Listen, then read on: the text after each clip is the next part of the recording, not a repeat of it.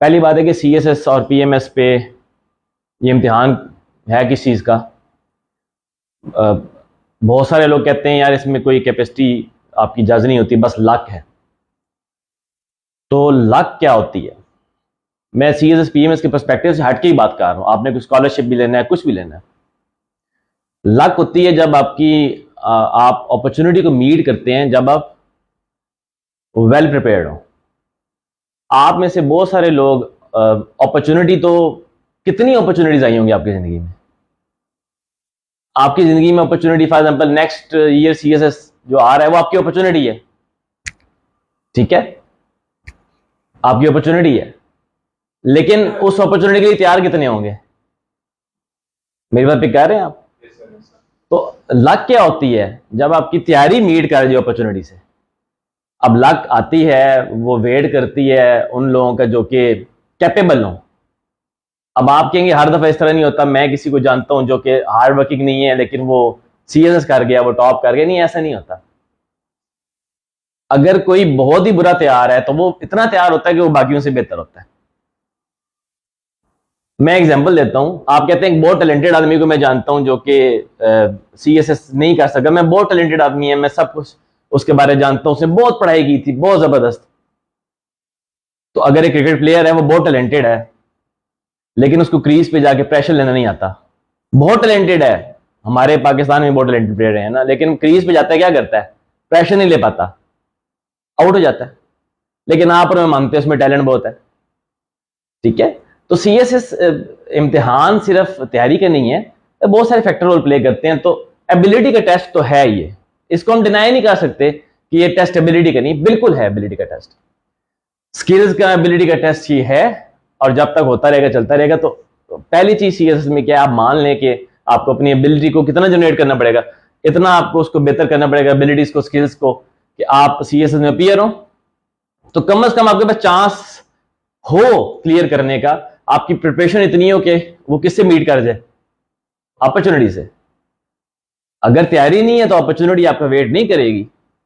तैयारी है तो अपॉर्चुनिटी आपको कंसीडर कर लेगी। अपॉर्चुनिटी ऐसी होती है कि वो आपके पीछे आती है, उन बंदों के पीछे जो कि वेल प्रिपेयर्ड हो। चले मैं कहता हूं एक बहुत काबिल आदमी CSS नहीं कर पाता, आप उसको बाकी फील्ड में बड़ा अच्छा परफॉर्म करते देखोगे। क्यों? क्योंकि कैपेबल तो था ना, उसने शो किया मैं कैपेबल हूं, वो बहुत अच्छा परफॉर्म करता है। तो इसका ये मतलब नहीं है कि आपको एबिलिटी नहीं चाहिए। एबिलिटी सबसे पहली कंडीशन है CSS में। अब अगली बात करते हैं, कितने महीने चाहिए CSS के लिए। आप में से बहुत सारे बच्चों को मुख्तलिफ राय दी जाती है ना, कोई कहता है 3, 4, 5, 6 साल, 2 साल। इसके लिए कोई डिफाइंड लिमिट नहीं है। इसमें ना फैक्टर रोल प्ले करते हैं, बहुत सारे फैक्टर्स, एक दो नहीं, बहुत सारे फैक्टर्स। फॉर एग्जांपल मैंने लिखा हुआ है आपकी एबिलिटी से डिपेंड करता है जो कि आपने अभी तक, आज के दिन, अभी 6 बजे तक आप लोग ने एक्वायर की हैं।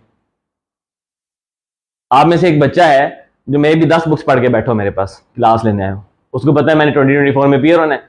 उसने हो सकता है पहले ग्रामर पढ़ ली हो कहीं, वैसे खुद ही जिस तरह रीडिंग होती है 7वीं 8वीं क्लास से, उसके पेरेंट्स जो से हैं वो उस पर फोकस कर रहे हैं, उसकी ग्रामर, उसकी स्ट्रेंथ, उसके आर्गूमेंट्स, उसकी रीडिंग की डेप्थ और एबिलिटीज गेन कर रहे हैं, उसको कॉन्फिडेंस, उसको बेस रही है कंपटीशन में हिस्सा लो, उसको कॉन्फिडेंस बिल्ड कर रहे हैं। तो आज तक जो एबिलिटीज आप गेन कर चुके हैं ना, अब आपकी यहां से रेस स्टार्ट होगी। कुछ को बहुत एज मिल चुका होता है आज तक की डेट में, कुछ को एज नहीं मिला होता। सबके लिए CSS में स्टार्टिंग पॉइंट सेम नहीं है। कुछ बच्चे 0 से स्टार्ट करते हैं, मैं स्किल्स की बात कर रहा हूं, राइटिंग स्किल्स भी, और इवन रीडिंग स्किल्स की बात भी कर रहा हूं। कुछ 3-4 सालों से इस प्रोसेस में होते हैं। यूनिवर्सिटी में गए तो उन्होंने अखबार पढ़ना शुरू कर दी, ठीक है। यूनिवर्सिटी में गए बुक्स पढ़ना शुरू कर दी। यूनिवर्सिटी में गए तो उन्होंने लिखना शुरू कर दिया, कुछ ना कुछ लिखना शुरू कर दिया। तो यार आप टाइम को, आप सबको पता होता है आपको कितना टाइम चाहिए। मैं सही सी बात अगर बताऊं, आप सबको पता होता है टाइम कितना चाहिए। आप अभी अगर पेपर ले लें सारे के सारे बच्चे, आपने वो खुद ही रेट करना शुरू कर देना कि मेरी राइटिंग एबिलिटी क्या है, प्रोड्यूस करने की एबिलिटी क्या है, ऑप्शनल्स क्या है, मेरे कंपल्सरी कितने तैयार है, मैंने कितना स्टार्ट लिया है, कब लिया था, कितनी तैयारी हो गई है, बचपन से लेकर अब तक मैं कैसा परफॉर्म करता रहा हूं, मेरा एजुकेशन कैरियर क्या है। आप खुद ही इस बात पे पहुंच जाएंगे कि आपको कितना टाइम चाहिए फर्दर CSS में जाने के लिए। तो ये तो आपकी अब तक की एबिलिटीज की बात है। आपका एनवायरनमेंट बहुत इंपॉर्टेंट रोल प्ले करता है। एनवायरनमेंट में किसको कहता हूं? आप आए हैं मेरे पास तो मैं आपको ना CSS के एक सर्कल के अंदर रखूं, आप घर जाएं, आपके इर्द गिर्द वो एनवायरनमेंट हो जिसमें आप प्रोडक्टिव हो। हम सीएसएस को एक चीज पे लेते हैं हमेशा, कितना पढ़ा, 1 साल पढ़ा, 2 साल पढ़ा, ये नहीं कहते कैसा पढ़ा, फोकस क्या था, कितना फोकस था आपका। आप 1 घंटा बुक खोल के बैठते हैं, कितना फोकस होता है आपका। आपकी डिस्ट्रैक्शन क्या लाइफ में, आपकी लाइफ में कॉन्फ्लिक्ट्स कितने हैं, आपके कॉन्फ्लिक्ट ज्यादा है, कम है, आपकी फैमिली सपोर्टिव है नहीं है, आपका एटमोसफेयर सपोर्टिव है नहीं है, आपके दोस्त सपोर्टिव है नहीं है, क्या वो आपको इंकरेज करते हैं, डिस्करेज करते हैं। आपका एनवायरनमेंट शेप करता है आपकी थॉट्स को। डेली जो आप उठते हैं तो आपका एनवायरनमेंट शेप करना शुरू करता है सुबह से लेकर शाम तक। अगर आपका एनवायरनमेंट अच्छा है तो शाम तक आप हंस रहे होंगे, अगर वो टॉक्सिक है तो शाम को आप क्या कर रहे होते हैं, आपके साथ में दर्द होता है, यार मैं कहां फंस गया जिंदगी में। एनवायरनमेंट बहुत बड़ा रोल प्ले करता है सीएसएस करने में। तो ये सिर्फ मेहनत की बात नहीं है, आपका एनवायरनमेंट कैसा है ये डिटरमिन करेगा आपकी तैयारी कितने अरसे में होगी। टॉक्सिक एनवायरनमेंट में आप 3 साल पढ़ते रहे, आपकी बुक खत्म हो भी जाएगी लेकिन आपको समझ कुछ नहीं आएगी बुक में। प्रोडक्टिव एनवायरनमेंट में आप 3 महीने पढ़ लें, वो 6 महीने के बराबर होगा प्रोडक्टिव एनवायरनमेंट में। अगर आपका फोकस बहुत जबरदस्त है तो आप 3 महीने पढ़ लें तो आपके 5 महीने जितनी तैयारी हो जाएगी। एक फोकस है ही नहीं, डिस्ट्रैक्शन है लाइफ में, सुबह शाम कोई ना कोई डिस्ट्रैक्शन, आप 5 महीने पढ़ते रहे, 3 महीने की तैयारी नहीं होगी। तो ये दूसरा फैक्टर है। फिर क्या आता है जी, आपका माइंडसेट क्या है। माइंडसेट की बात बहुत इंपॉर्टेंट है क्योंकि माइंडसेट, मेरे ख्याल से माइंडसेट सबसे ज्यादा काउंट करता है। एक माइंडसेट होता है प्रोग्रेसिव, वो एक्सेप्ट करता है चीजें।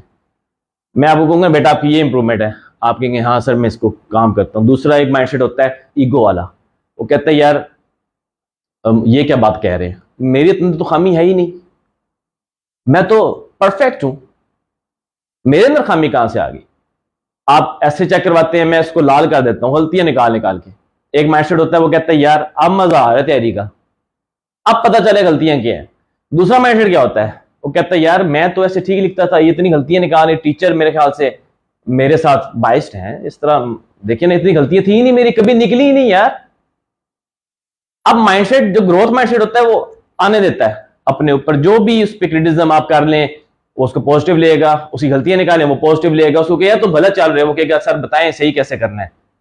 वो खुद आएगा सर मुझे गलतियां बताएं, सर मैं तैयारी ठीक कर रहा हूं, सर मैं डायरेक्शन सही करें, नहीं सर मुझे सिर्फ मेरे फ्लॉज बताएं। एक वो माइंडसेट है। एक माइंडसेट है जो सुबह उठता है वो कहता है I am the only one, बाकी कोई नहीं है।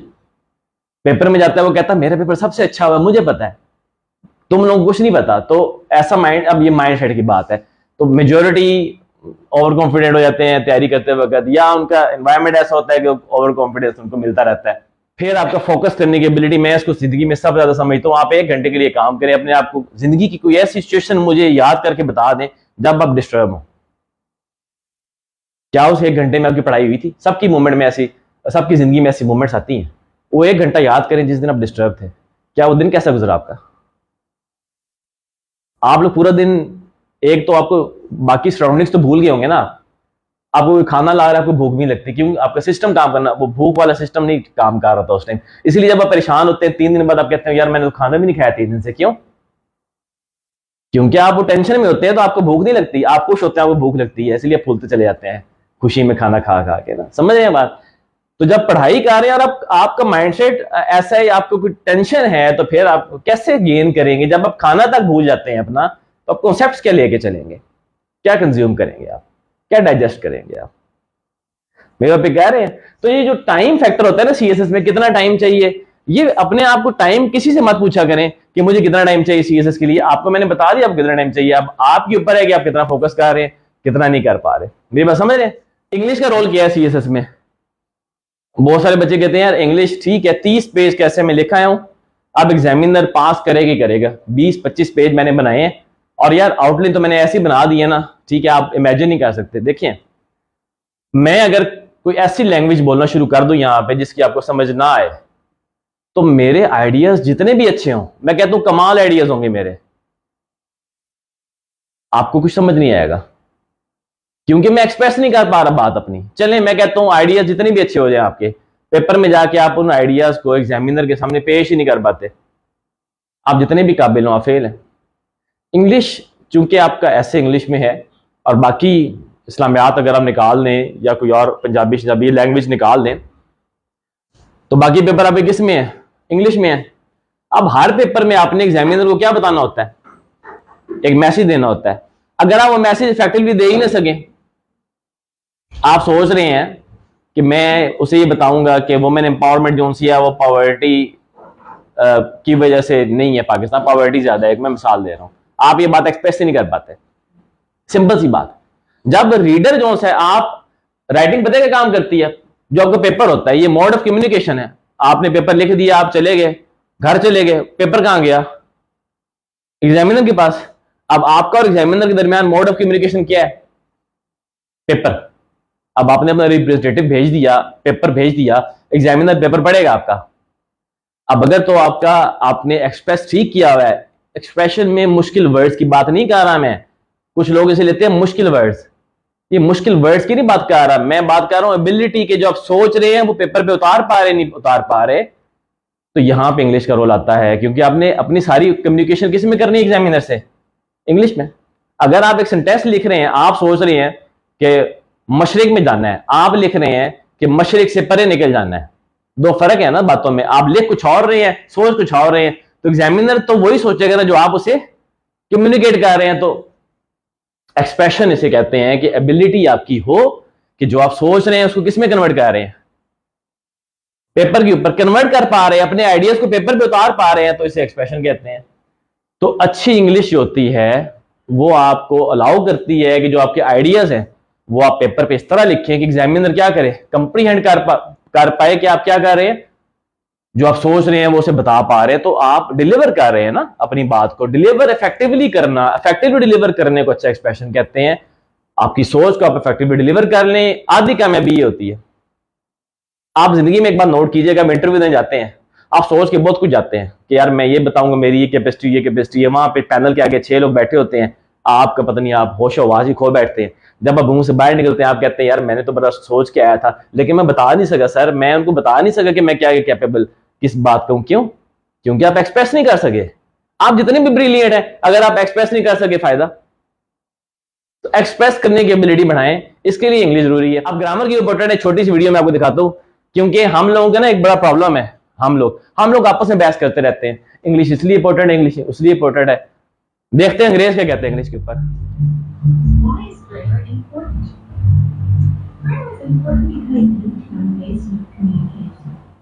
Grammar is just a system of rules and principles for speaking and writing any language. Whether spoken or written, when we improve our grammar, the message becomes clearer and more easily understood. Grammar provides the structure for us to be able to express ourselves. And it serves as the means that we can use God-honoring communication in ourselves and in our children.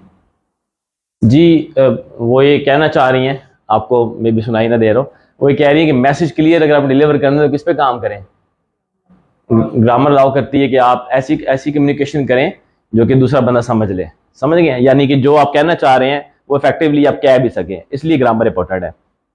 Interestingly, our technological age with the ever-present smartphones and computers might seem to suggest that grammar is less important, but in fact the contrary is true. We are increasingly exposed to more written text than ever in all forms, whether it be articles and blogs, social media posts, or phone texts. And far more people are able to see what's written. Not only what's being said that's important, but also how and how well. Grammar helps us to be able to use words and sentences to communicate a clear message that is intended to. ये इन्होंने बात की, मैं थोड़ा explain कर दूं। वो कह रही है ग्रामर जो सी होती है वो आपको एबिलिटी देती है कि आप वर्ड्स को, सेंटेंसेस को इस तरह यूज करें कि आपका मैसेज क्या हो जाए, क्लियर हो जाए। यानी कि वर्ड्स और सेंटेंसेस की बात कर रहे हैं, ये मैं वर्ड्स और सेंटेंसेस की बात आपको इसलिए कर रहा हूं क्योंकि इसी के ऊपर सेशन मैंने स्टार्ट करना है, वर्ड्स और सेंटेंसेस के ऊपर। आपको वर्ड्स और सेंटेंसेस का इस्तेमाल है कि वर्ड्स किस तरह यूज करने हैं, सेंटेंस में प्लेस किस तरह करने हैं, और सेंटेंसेस को कनेक्ट कैसे करने हैं, सेंटेंस को डिलीवर कैसे करने हैं, तब आप इफेक्टिवली मैसेज कन्वे कर पाएंगे। Young children learn language and start to comprehend grammar from listening to people, adults, and other children. Grammar instruction aids in teaching correct patterns of speech and writing. It encourages clear and effective writing, and it improves listening to speaking. Common errors such as converged vocabulary, sentence fragments, incorrect use of punctuation, misplaced modifiers, and unclear pronoun references, even writing, can make a message unclear. यहाँ पे बात कर रही हैं जी, ये कह रही हैं जो एरर्स होते हैं ग्रामर के अंदर, सब्जेक्ट वर्ब डिसएग्रीमेंट है, नाउन प्रोनाउन का डिसएग्रीमेंट है, अच्छा आपके मिसप्लेस मॉडिफायर्स हैं, ये आपके मैसेज को वेग कर देते हैं, आपका मैसेज क्लियर तौर पे डिलीवर नहीं हो पाता। ये उन एरर्स की बात कर रहे हैं जो कि हम सेशन में कवर करेंगे। ये मैसेज को क्लियर करने के लिए कुछ ग्रामर के पार्ट्स की, उसके रूल्स की बात कह रही है। You're confused. For example, Kylie is leaving with her mom because she has a dental appointment. This is whether Kylie or her mother has the appointment. इस सेंटेंस में देखें, ये बड़ा इंपॉर्टेंट है। उन्होंने सेंटेंस लिखा है, अब ये जो है because Kelly has a dental appointment she is living with her mom, तो डेंटल अपॉइंटमेंट किसकी है? पिछले सेंटेंस में बात क्लियर नहीं थी, तो वो ही कह रही है कि आपको पता होना चाहिए ना कि आपने मॉडिफाई किस तरह करवाना है सेंटेंसेस को, इन्हें कहते हैं रोल ऑफ मॉडिफायर्स। अब आपको ये भी पता होना चाहिए कि बिकॉज वाला सेंटेंस कौन सा है, तो बताएगा मुझे आपने से? ये जो because Kelly has dental problem, कौन सा, इसकी नेचर क्या है सेंटेंस की, इसका नाम क्या? डिपेंडेंट क्लॉज है, डिपेंडेंट क्लॉज है, बिकॉज स्टार्ट हुई है, बिकॉज कौन सी कंजंक्शन है?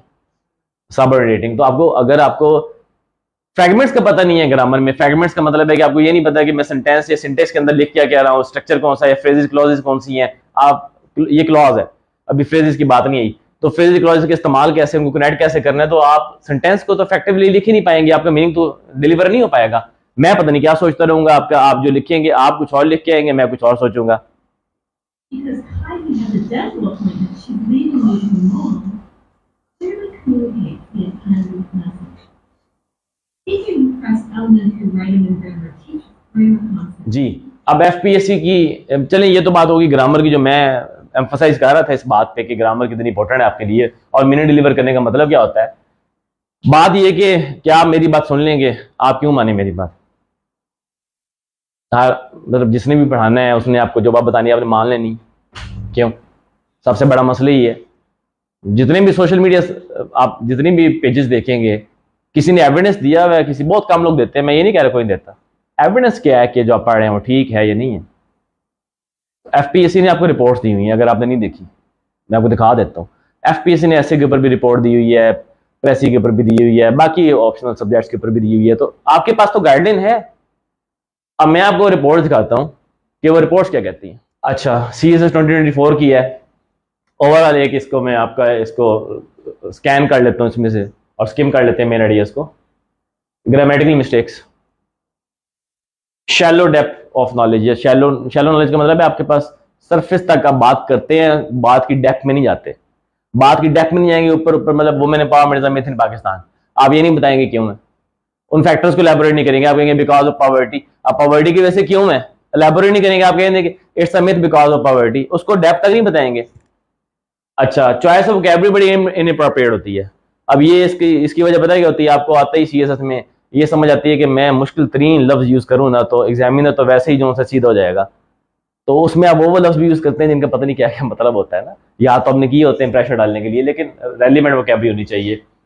अच्छा जी, सेंटेंसेस, पैराग्राफ ठीक नहीं है, मैं ऐसे के अंदर एक एक चीज मैटर करती है। 30 पेज मैटर नहीं करते, 25 पेज मैटर नहीं करते, 20 पेज लिखो, 18 पेज लिखो, बहुत अच्छे लिखो। पैराग्राफ बहुत ज्यादा इफेक्टिव पैराग्राफ मैटर करते हैं। अच्छा ये देखिएगा, the ability required in CSS extensive reading, ये आपके आइडियाज को चेंज करती है। रीडिंग जो आपकी होती है ना, आपके आइडियाज को चेंज करती है। मैंने स्टार्ट में बात की थी कि आपका CSS में टाइम कितना चाहिए, जो एबिलिटी आप अब तक या स्किल गेन करके आए मेरे पास, अब से आपका काउंटडाउन शुरू होना है, कितना टाइम चाहिए। अगर आपकी एक्सटेंसिव रीडिंग नहीं है तो आपको आज से स्टार्ट करनी पड़ेगी। इनकी एक्सटेंसिव रीडिंग है, अगर इनकी है आपकी नहीं है, तो आप तीनों में फर्क तो आज इतना फर्क तो पैदा हुआ होगा आज तक। अब उसमें ही अगर आप आगे चलते रहेंगे तो पेपर में ये लोग फर्क डाल देंगे, डिफरेंस क्रिएट कर देंगे पेपर में। अच्छा जी, बहरहाल ये एक रिपोर्ट है, ये 2014 की रिपोर्ट है। कंसेप्चुअल क्लैरिटी नहीं है, इसका मतलब क्या होता है? मतलब आपको एक उसने ऐसे दिया है या क्वेश्चन दिया है, उसमें कॉन्सेप्ट का आपको आइडिया नहीं है कि पूछना क्या चाह रहा है।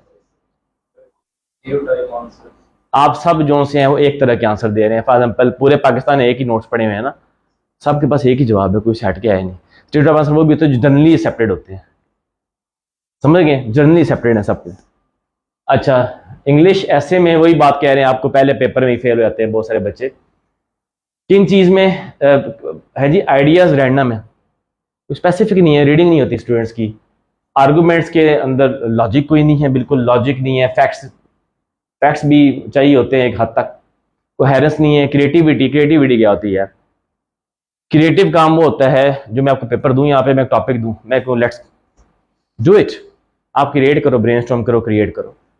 मैक्सिमम को मैंने ये देखा है कि आप उनको क्रिएटिव की तरफ लाना शुरू करते हैं। फॉर एग्जाम्पल आपका बैच शुरू में आएगा, आप सारे आएंगे, जब क्रिएटिविटी का काम शुरू होगा ना, मैं आपको ग्रामर पढ़ा दूंगा, बेसिक समझा दूंगा, स्ट्रक्चर समझा दूंगा, जब क्रिएटिविटी पे आएंगे ना तो आप में से बच्चे जाना शुरू कर देंगे, क्योंकि हमें क्रैम नॉलेज, हमें क्रैमिंग के लिए कुछ दें। क्योंकि आप ये समझ लेना कि एक बंदे को आदत होती है, आप उसे आदत से हटाएंगे ना वो आपको छोड़ जाएगा। क्यों? उसकी हैबिट है, मैक्सिमम की हैबिट। अब हमारा सिस्टम ऐसा है ना एजुकेशन का, आप सबको हैबिट किसकी है? क्रैम करने की। जब मैं आपको क्रैमिंग से हटाऊंगा तो आप कंफर्ट जोन से बाहर जाओगे, जब कंफर्ट जोन से बाहर जाओगे तो आप जगह ही छोड़ देते हो। क्रिएटिविटी के लिए पेन लेनी पड़ती है, शुरू में आपको पेन होगी जनाब, तो वो अभी आपको बता देते। अच्छा जी, यहाँ पे एक और बात भी है, आउटलाइन के अंदर आप वो चीजें लिख के आते हैं जो पेपर में कहीं नहीं होती हैं आपके ऐसे। इसकी रीजन क्या है? रीजन ये आप शुरू में आउटलाइन बना देते हैं ना कि मैं अपने ऐसे में ये करूंगा, या ये भी कॉन्सेप्ट है कि वो पढ़ते ही आउटलाइन है सिर्फ, तो आप क्या करते हैं, बड़ी जबरदस्त आउटलाइन बनाई याद की हुई, ऐसे के अंदर जो मर्जी लिखा और ये सोचा कि आउटलाइन पढ़ के पास कर देगा, नहीं तो कोई बात नहीं, जिंदगी में कुछ और करेंगे, आपने एफर्ट ही नहीं की ना, उसे फाइट ही नहीं किया। ऐसे और आउटलाइन बेसिकली ऐसे की रिफ्लेक्शन होती है। आपका पूरा ऐसे आपका आउटलाइन और ऐसे का पेज, हर पेज रिफ्लेक्ट कर होना चाहिए आउटलाइन, कि ये आउटलाइन में अगर कंक्लूजन पे गए हैं तो कंक्लूजन में जाके देखिए तो आउटलाइन और कंक्लूजन मैच कर रहे हो, सजेशन और आउटलाइन मैच कर रहे हो। तो बच्चे आउटलाइन तो बना लेते हैं, ऐसे लिखने वक्त तो उनको वो चीज समझ नहीं आती। अच्छा, ये 2016 की थी, 17 की रिपोर्ट भी है जी। आर्गुमेंटेशन का मसला है, यस, कंटेंट का मसला है, लैंग्वेज का मसला है, क्रिटिकल आर्गुमेंटेशन बहुत पुअर है स्टूडेंट्स की, टॉपिक को नहीं समझ पाते, टॉपिक क्या है जी। The most worrying aspect of English of essays was the wrong use of English language. अब बहुत सारे स्टूडेंट कहते हैं यार आप एक महीना, या लोग कहते हैं एक महीना ग्रामर क्यों पढ़ते रहे, हमें ना आप 2 महीने में सब खत्म करवाएं, हमने पेपर देने हैं इस साल, तो हमने अपीयर होना ही है ना। तो अगर आपकी इंग्लिश ठीक नहीं है तो बिल्डिंग आप बनाना चाह रहे हैं, उसकी फाउंडेशंस पे आप काम नहीं करना चाह रहे, आप बना लें बिल्डिंग, क्या करेगी वो? हल्के से झटके पे वो गिर जाएगी। आप बना लें जितनी बड़ी आप बुर्ज खलीफा बना लें, फाउंडेशन वीक रखिएगा। समझ रहे हैं बात? ग्रामेटिकल स्पेलिंग मिस्टेक्स, मैं बार बार इसका जिक्र आ रहा है, ग्रामेटिकल स्पेलिंग मिस्टेक्स। और हमारी एक जो हमारी अजम्पशन होती है, मैं पर्सपेक्टिव पे भी बात करता हूँ, आपका पर्सपेक्टिव क्या होता है इसके बारे में। 218 की रिपोर्ट है जी, अगेन वही है, सारी बातें हुई, क्रैम नॉलेज एक नया पॉइंट आया है, क्रैमिंग जो आप मटेरियल की करके जाते हैं। अच्छा, उसके बाद ये है कि ऐसे के फीचर्स के नहीं पता बच्चों को, पैराग्राफिंग वीक है जी, क्वालिटीज ऑफ स्टैंडर्ड ऐसे। अच्छा, ये मैं यहाँ पे थोड़ा हाईलाइट करना चाहूंगा, क्वालिटीज ऑफ स्टैंडर्ड ऐसे। एक होता है कॉलेज ऐसे की इंग्रेडिएंट्स और होते हैं, एक होता है स्टैंडर्ड ऐसे। स्टैंडर्ड ऐसे मतलब क्या होगा? स्टैंडर्ड ऐसे का क्या, वो ऐसे यहीं पे क्रिएट हो। देखें, अगर आप ऑक्सफोर्ड में जाते हैं तो उनका एक स्टैंडर्ड होगा, एक स्टैंडर्ड ऐसे का पैटर्न। आपकी बुक परचेज करते हैं फॉरेन ऑथर की ऐसे के ऊपर, उसमें मिनिमम स्टैंडर्ड होगा ऐसे का। उसके पार्ट्स क्या हैं? थीसिस है, आपके टॉपिक स्टेटमेंट्स हैं, पैराग्राफिंग है। समझ रहे हैं बात? एक स्टैंडर्ड ऐसे की बात कर रहा है वो, क्वालिटीज ऑफ स्टैंडर्ड ऐसे। एफपीएससी ने ये नहीं कहा कि आप आउटलाइन में 3 पेज लिखें, 2 पेज लिखें, 1 पेज लिखें। एफपीएससी ये नहीं कह रहा कि आप थीसिस लिखें ना लिखें, वो ये नहीं कह रहा कि आप जो से टॉपिक स्टैंडर्ड्स बनाएं। अभी कहेगा आगे जाके, मैं दिखा देता हूँ। लेकिन वो एक स्टैंडर्ड ऐसे की बात कर रहा है। स्टैंडर्ड ऐसे आपके लिए मुख्तलिफ, मेरे लिए मुख्तलिफ। अगर मैं स्टैंडर्ड ऐसे के ऊपर बात करूं तो मैं 1 घंटा लेक्चर देता रहूं आपको, आपके लिए कोई और होगा। यहां पे फिर डिफरेंस आता है पर्सपेक्टिव का। एक बंदे के लिए स्टैंडर्ड ऐसे कुछ और है, दूसरे के लिए कुछ और है, तो फिर स्टैंडर्ड ऐसे चेक कहां से? गूगल करें यार। आप ना ऑक्सफोर्ड में चेक किया करो कि ऑक्सफोर्ड में ऐसे क्या पढ़ाए जाते हैं, चेक कर लो यार, आपको स्टैंडर्ड ऐसे का पार्ट समझ आ जाएंगे, बाकी यहां समझ आ जाएगा। क्यों? क्योंकि वेरीफाई तो किया करें ना कि आप पढ़ के रहे हैं, स्टैंडर्ड है या कुछ भी नहीं है। हर पेज पे लिखी इंफॉर्मेशन सही नहीं होती और हर पे गलत नहीं होती, समझ रहे हैं? तो पहली चीज ये है कि आप लोगों को फैक्ट्स को चेक करना चाहिए कि आप जो पढ़ रहे हैं क्या ठीक भी है, या समझ रहे हैं बात? ओके, अब ये भी एग्जामिनर की रिपोर्ट है जी, वही बातें रिपीट हो रही हैं जब जब आप जहां जहां भी जाएंगे पेपर देने के लिए, बातें रिपोर्ट में वही आएंगी। वो क्या भी ठीक नहीं है, टर्मिनोलॉजी रेलिवेंट नहीं है, ऑर्गेनाइजेशन नहीं है, आइडियाज की कोहेरेंस नहीं है, डेवलपमेंट पैराग्राफ वीक है। ये सारा होता क्यों है? देखो, दो तरह की तैयारी है। एक तैयारी वो है जिसमें आप 6 महीने तैयारी करें, पेपर में जाएं और आपके इंशाल्लाह दुआ भी करते हैं, उसके बगैर तो काम नहीं होता ना, लेकिन हो जाएगी तैयारी। लेकिन आप अकेले तो नहीं पढ़ रहे यार, ये पढ़ रही हैं, ये पढ़ रही हैं, इन्होंने 3 साल से कोई और काम नहीं किया, जाती हैं घर पढ़ती हैं, जाती हैं पढ़ती हैं, जाती हैं पढ़ती हैं, जाती हैं पढ़ती हैं और रेलिवेंट चीज़ें पढ़ती हैं, लिखती हैं लिखती हैं लिखती हैं लिखती हैं। यहाँ पे एक बच्चा बैठा हुआ है, वो घर जाता है नहीं पढ़ता, वो भी 3 साल से तैयारी कर रहा है। समझ गए? तो आप ये चीज़ देखें कि आखिर में जब पेपर में क्लियर होंगे तो डिफरेंस कौन क्रिएट करेगा? जो ज़्यादा मेहनत कर रहा है। तो इस मिथ को ज़हन से निकाल दें कि क्या चीज़ रेलिवेंट है नहीं है। आप जितनी मेहनत करेंगे और इनको सामने रख करेंगे, आपको उतना एज मिलेगा। अब ये मैटर करता ही नहीं है कि आपने कितना पढ़ा है। आप बताते रहते हैं मैंने इतना पढ़ा है, फलान इतना पढ़ा है। मैटर ये करता है कि सीएस में जो सबसे बेस्ट तैयार हो क्या है, उसने कितना पढ़ा है। अब ये मैटर नहीं करता कि आपने ऐसे में थीसिस लिखा है नहीं लिखा, नहीं मैटर नहीं करता। मैं कहता हूं अच्छा नहीं करता, मिसाल लेते हैं। लेकिन मैटर करता है कि किसी ने तो लिखा है। आप ये मैटर नहीं करता कि आपकी डेप्थ ऑफ नॉलेज क्या है, मैटर ये करती है कि जो सबसे अच्छे ऐसे उसकी डेप्थ ऑफ नॉलेज क्या है।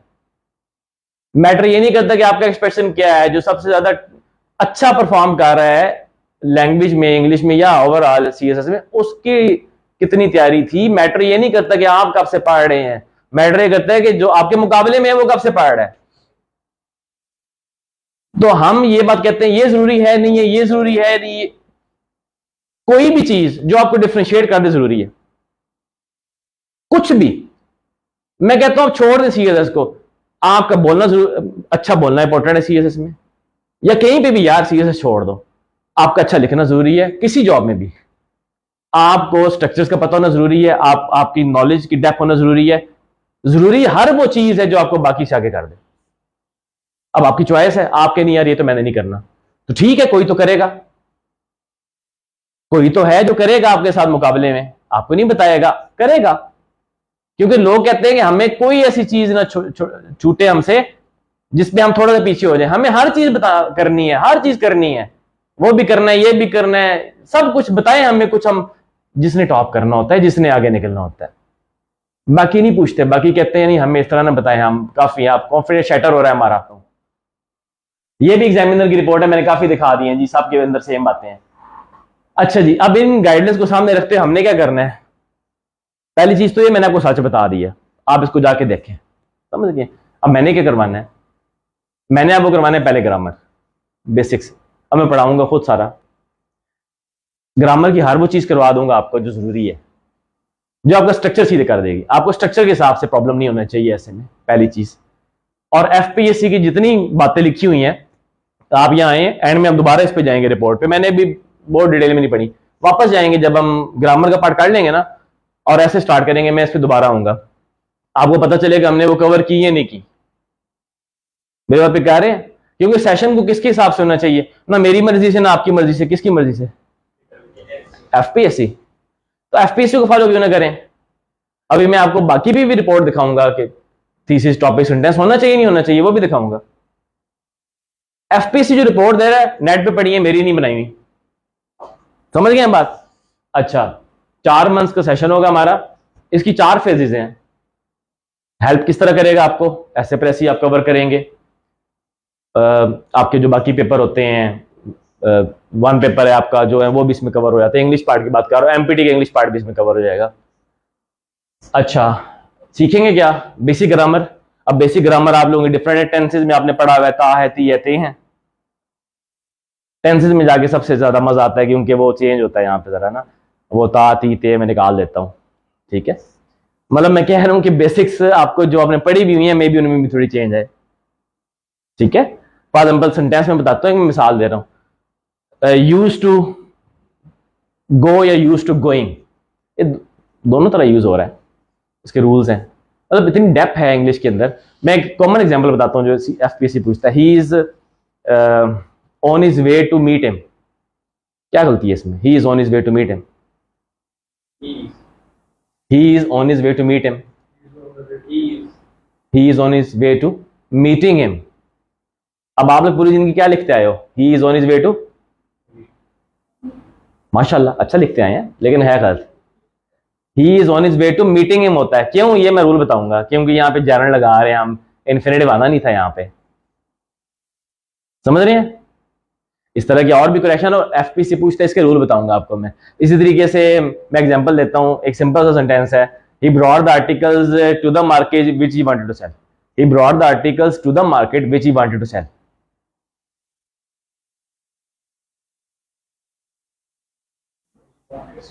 He brought the articles that he wanted to sell to the market. अब इसमें सेंटेंस के अंदर ना 3 पार्ट्स हैं, इसमें 2 क्लॉजेज यूज हुई हैं, एक डिपेंडेंट है एक इंडिपेंडेंट है, फिर रिलेटिव प्रोनाउन यूज हुआ है, फिर इसमें एंड में पर्पस फ्रेज यूज हुई है।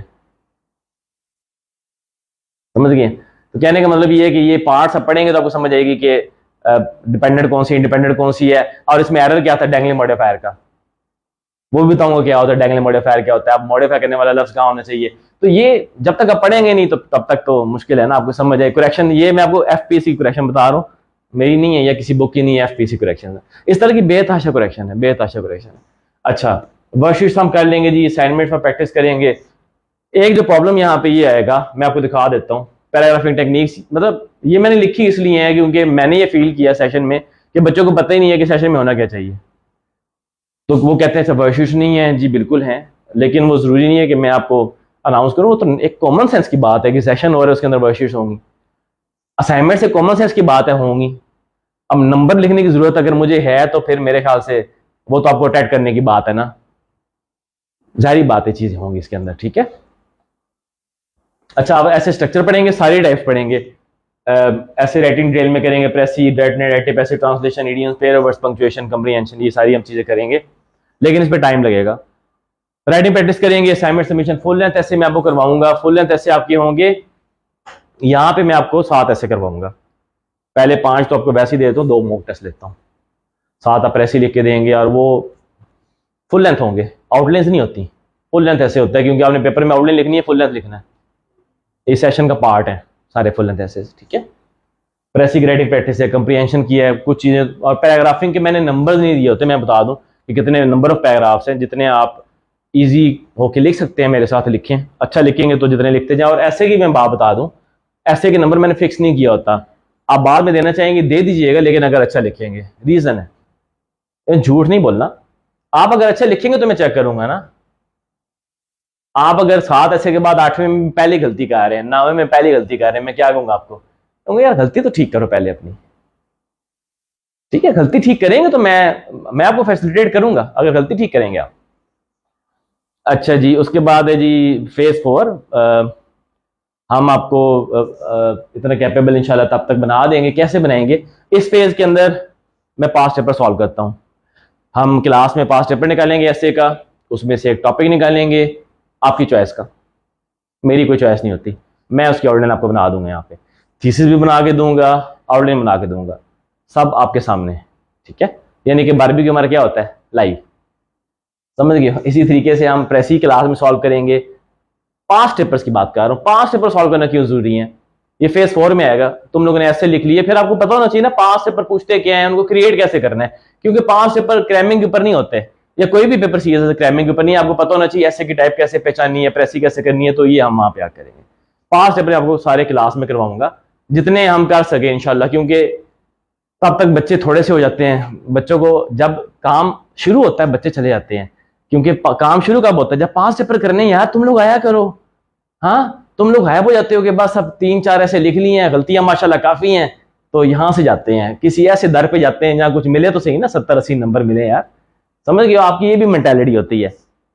ये जी 1-2 मैं आपको वैल्यूएशन दिखा रहा हूँ। वैल्यूएशन दिखाने का मकसद ये है कि यहाँ पे आप लोग थोड़े परेशान हो जाते हैं कि ये इतनी गलतियां मेरी कहाँ से निकल आई, ठीक है, होती हैं, निकलती नहीं है, तो ये बच्चे थोड़े बहुत परेशान हो जाते हैं गलतियां देख के अपनी।